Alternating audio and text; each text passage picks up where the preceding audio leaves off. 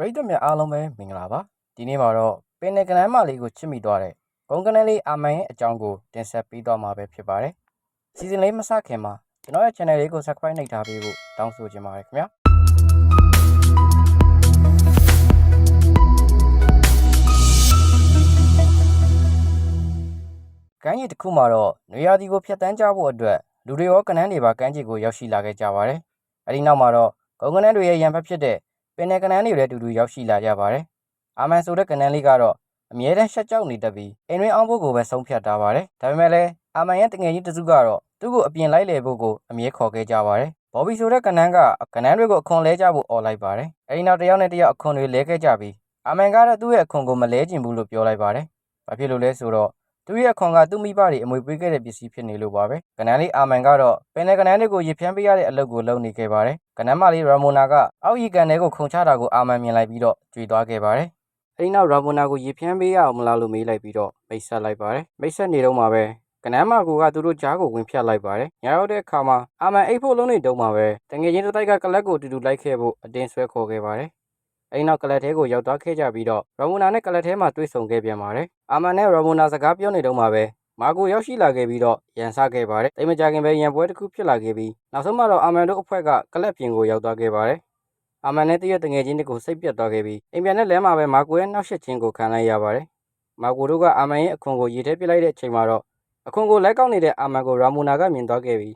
းအာမန်ကိုကူညီဖို့လုပ်နေတုန်းမှာပဲနှစ်ယောက်လုံးဟာကြီးမားတဲ့လှိုင်းလုံးအောက်ကိုရောက်ရှိသွားခဲ့ကြပါတယ်အဲဒီနောက်အပြက်စီးတွေကြားထဲမှာတကယ်ကြီးပေါ်ပြီးကအာမန်ကိုလိုက်ရှာနေခဲ့ပါတယ်တစ်ဖက်မှာလည်းအာမန်ကအမီမသိတဲ့ကမ်းခြေတစ်ခုကိုရောက်ရှိနေခဲ့ပြီးပလင်းခွန်စတားတဲ့ကနန်းနောက်ကိုလိုက်နေခဲ့ပါတယ်တိတ်မကြခင်ပဲလူဝါကြီးတစ်ယောက်ရောက်လာခဲ့ပြီးပလင်းခွန်ကနန်းကိုအရင်ဆုံးမိသွားခဲ့ပါတယ်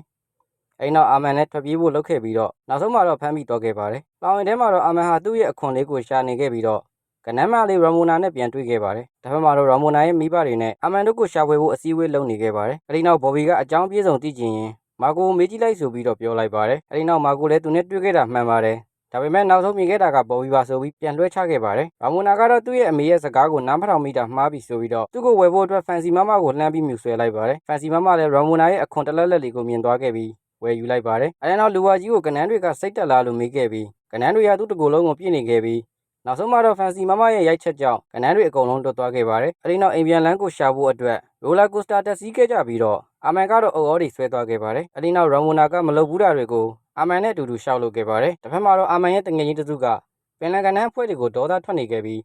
အာမန်ပြောတာဟာပင်လယ်ကနန်းတွေကြောင့်ဆိုရင်တော့တစားစီလှုပ်ပြစ်မယ်ဆိုပြီးကျင်းဝနေခဲ့ပါတယ်အာမန်ရဲ့ဦးလေးကလည်းဒေါသကိုရှော့ဖို့ပြောခဲ့ပြီးတော့တစ်ချိန်ကသူလည်းစိတ်တူလွယ်ပြီးရံပွဲတွေဖြစ်ခဲ့ဘူးကြောင်းနဲ့နောက်ဆုံးမှာတော့ရံပွဲရဲ့ရလာတဲ့အကျိုးဆက်ကြောင့်သူ့ရဲ့လက်မကိုဆုံးရှုံးခဲ့ရပုံကိုရှင်းပြလိုက်ပါတယ်ကလပ်ထဲမှာတော့မာကိုတို့ပင်လယ်ကနန်းတွေကပျော်ပါခဲ့ကြပြီးတော့ဘော်ဘီရဲ့တငယ်ချင်းတွေကဒေါသထွက်နေခဲ့ကြပေမဲ့ဘော်ဘီကတော့အာမန်ကိုရှာကြရအောင်လို့ပဲပြောလိုက်ပါတယ်အဲဒီနောက်ပင်လယ်ကမ်းခြေမှာအာမန်ကိုရှာဖို့ထွက်လာခဲ့ပြီးတော့ရာမိုနာရဲ့ညီမလေးကိုမြင်လိုက်ပြီးကူညီပေးခဲ့ပါတယ်ဘော်ဘီကသူ့အကြောင်းကိုကလေးမလေးကိုပြောပြနေရင်းနဲ့နှစ်ဦးစလုံးနားလည်မှုရပြီးအိမ်ပြန်လာတဲ့အချိန်မှာပဲရာမိုနာရဲ့အမေကသူ့သမီးလေးအနားကိုမကပ်ဖို့အကြောင်းကိုပြောလိုက်ပါတယ်ဖက်မှာတော့ဘော်ဘီရဲ့တငယ်ချင်းတွေကကလပ်ထဲကမာကိုတို့ပွဲကိုဖျက်ဖို့အတွက်အေးဘူးကိုဖောက်ပြီးပြစ်ထည့်လိုက်ပါတယ်အဲဒီနောက်မာကိုလည်းမြင်သွားခဲ့ပြီးတော့ဘော်ဘီရောက်လာတဲ့အချိန်မှာပဲသူ့ရဲ့တငယ်ချင်းလွန်းထွက်လာတာကိုမြင်လိုက်ရပါတယ်အထဲမှာတော့အဖွဲ့နှစ်ခုလုံးရံဖြစ်နေခဲ့ကြပြီးတော့ရမဖြစ်ဖို့ဆုံးဖြတ်ထားတဲ့ဘော်ဘီဟာသူ့ရဲ့တငယ်ချင်းခံနေရကိုမမြင်ခြင်းနဲ့အဆုံးမာကိုရဲ့လက်မကိုဆွဲဖြုတ်မိလိုက်ပါတော့တယ်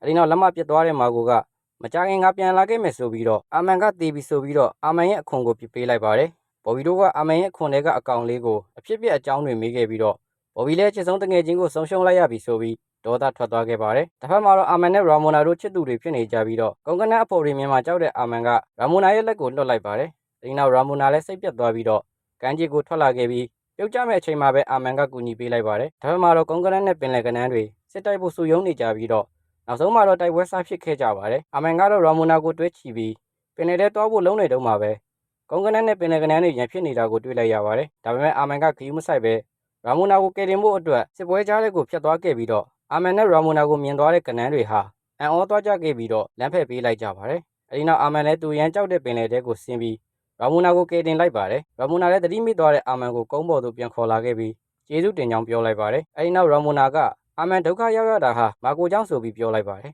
်မာကိုရဲ့အမေကလက်မခံပဲသူ့သားမာကိုမဟုတ်ကြောင်းပြောဖို့တိုက်တွန်းခဲ့ပေမဲ့မာကိုကတော့ဆွန့်အားသွားခဲ့ပါတယ်နောက်ဆုံးမှာတော့အပြက်စီးတွေကိုအတူတူပြင်လိုက်ကြပြီးတော့မာကိုတို့အဖွဲ့ကတောင်းပန်တဲ့အနေနဲ့ ဘော်ဘီကိုအခွန်တစ်ခုလက်ဆောင်ပေးလိုက်ပါတယ်အာမန်လည်းသူ့ရဲ့အခွန်အဟောင်းကိုပြန်တွေးခဲ့ပေမဲ့အခွန်ဆုံးရှုံးသွားတဲ့ကာလီကိုသူ့ရဲ့အခွန်ယူမလားဆိုပြီးပေးလိုက်ပါတယ်ကာလီလည်းအရန်ကိုပျော်သွားခဲ့ပြီးတော့နောက်ဆုံးမှာတော့ကုန်းကနန်းနဲ့ပင်လယ်ကနန်းတွေစီစီလုံးလုံးဖြစ်သွားကြပါတော့တယ်ဒီနေ့ကတင်ဆက်မှုလေးကတော့ဒီလောက်ပါပဲအဆုံးထိကြည့်ရှုပေးကြလို့အားလုံးကိုကျေးဇူးတင်ပါတယ်